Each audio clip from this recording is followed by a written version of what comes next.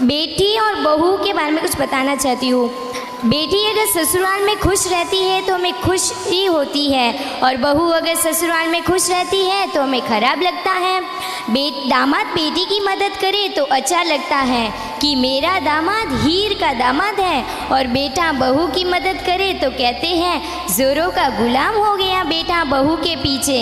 बेटी अगर बीमार हो जाए तो दुख होता है, और बहू अगर बीमार हो जाए तो कहते हैं बहाने तलाश कर रही है, कामचोर कहीं की।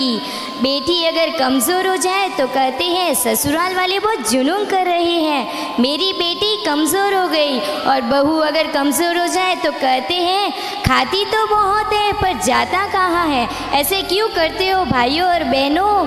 अगर बहू अकेली ससुराल में काम करे तो अच्छा नहीं लगता, और खुद के घर वो बहू अकेली काम करे तो भी वो कामचोर ही कहलाती है।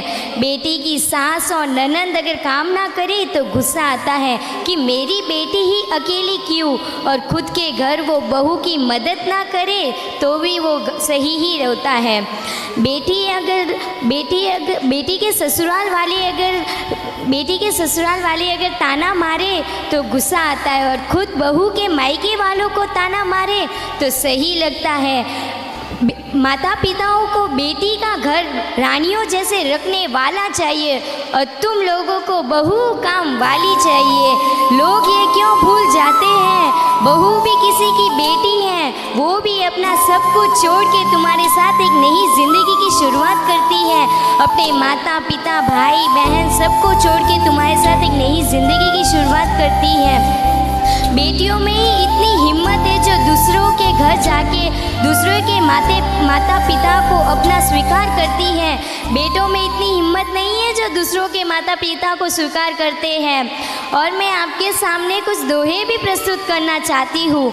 समय और समझ दोनों एक साथ खुशकिस्मत वालों को मिलता है।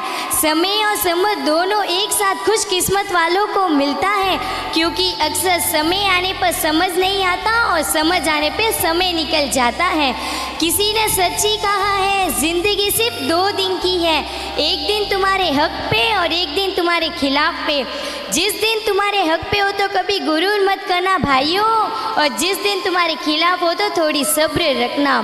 कचरे के डिब्बे में गिर पड़ी है रोटियां राज बयां करती है, कचरे के डिब्बे में गिर पड़ी है रोटियां राज बयां करती है।